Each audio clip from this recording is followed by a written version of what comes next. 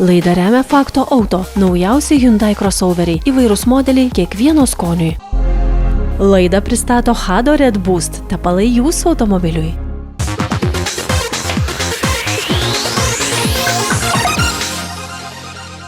Labas rytas. Paskutinį mėnesį praleidau konkurse Lietuvos metų automobilis, bandydamas visus naujausius Lietuvos rinkoje pasirodžiusius automobilius. Ir natūralu, kyla klausimų. Kur, kaip juda naujų automobilių rinka ir ar ji iš viso progresuoja. O tam reikia savo patirtis palyginti su kažkuo jau patikrintu egzistuojančiu. Taigi štai, kiek atnaujintas, bet jau pažįstamas Nissan Qashqai ir kaip jis atrodo šiandieninėje perspektyvoje.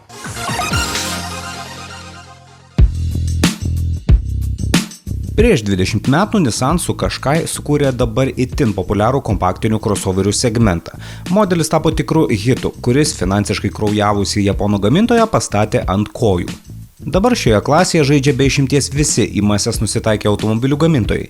Konkurencija milžiniška ir, norint suskaičiuoti visus Qashqai konkurentus, nepakanka nei rankų, nei kojų pirštų. Bet šis modelis vis dar populiarus. Trečiosios kartos Qashqai gaminamas nuo 2021-ųjų, tad jis jau tuojau švęs savo 5-metį, o tai automobilių pramonėje yra ta riba, kai modelis jau artėja prie pensijos. Iš pirmo žvilgsnio interjere, Nissan jau sensta. Kodėl sensta? Nes jis turi senovinius mygtukus, ratukus, bet po visų naujų automobilių, kur viskas valdoma tik ekranuose, aš juos užskaitau. Galbūt nuskambėsiu kaip senas krienas, bet kalbėdamas apie ekranizaciją pasakysiu, kad seniau buvo geriau. Ir nejaunas Qashqai interjeras tai įrodo. Žinoma, tai modernus automobilis ir jis turi ekraną, kurio sistema kartas nuo karto yra atnaujinama. Pavyzdžiui, dabar pikseliuotus ir labai negražius žemėlapius pakeitė Google Maps. Puikus sprendimas. Taip pat naujas Qashqai turi dirbtinio intelekto įskiepį, kuris supranta žmogaus kalbą ir gali padėti surasti jums, pavyzdžiui, skaniausius mėsainius mieste. Tad bendrai, nors informacinių sistemų dizainas neatrodo moderniausias, jų funkcionalumas ir veikimo greitis atitinka šiandieninius standartus. Tik aplinkinio vaizdo kameros atrodo dar iš praėjusio 10-mečio paliktos. Automobilis kaip automobilis, ergonomika gera, medžiagos visai gražios, ypač brangesnėse versijose ir iš tiesų ergonomiškai, kokybiškai nelabai turiu prie ko prisikabinti. Tik pastebėsiu, kad gale vis tik čia nėra pyragai, o bagažinė irgi, sakykime, vidutiniška, labai vidutiniška. Tiesą sakant, Nissan Qashqai irgi nestovi vietoje. Kartu su šios kartos modeliu debiutavo ir e-Power sistema, kuri vos per kelis metus buvo jau ne kartą atnaujinta ir dabar čia yra jau trečiosios kartos Nissan e-Power sistema, kuri įdomi tuo, kad šis 1,5 litro turbininis motoras visai nėra sujungtas su ratais varančiaisiais.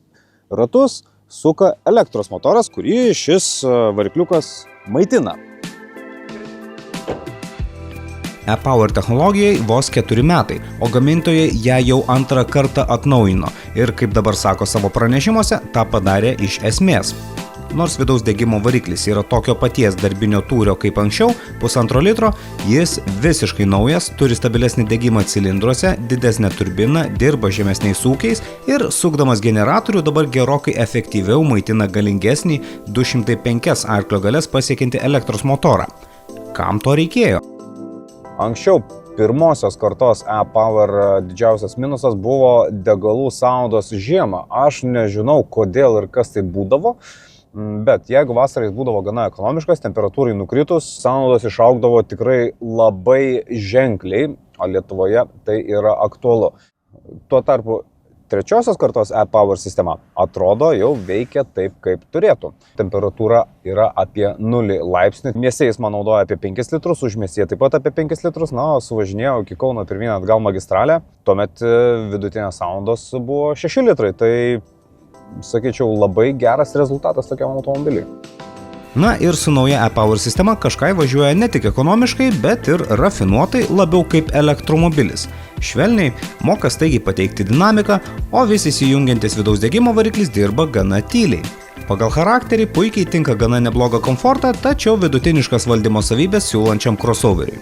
Kažkai su benzininiais varikliais priklausomai nuo komplektacijos ir varančiųjų ratų skaičiaus kainuoja tarp 28 ir 38 tūkstančių eurų, bet dabar jau rekomenduočiau pridėti tuos 2000 eurų papildomai už galingesnę ir ekonomiškesnę e-Power sistemą. Žinoma, jei jums užtenka tik priekinių varančiųjų ratų pavaros. Taigi, ar progresuoja nauji automobiliai? Na, ne tiek, kad šis kelių metų senumo Nissan Qashqai labai stipriai pasentų. Pati mechanika jau senokai sustoja progresuoti. Dabar gamintojai visą dėmesį skiria varikliam, kuriuos daro efektyvesnius, ir technologijams, o į seną kėbulą įdėti tas technologijas ir variklius taip pat galima. Tai ar jis vis dar geras? Geras, lygiai taip pat kaip ir dauguma kitų konkurentų šioje klasėje, kurie yra iš tiesų labai vienodi, tad rinkitės pagal tai, kurio salonas gražesnis, kurio kaina geresnė, kuris labiau patinka.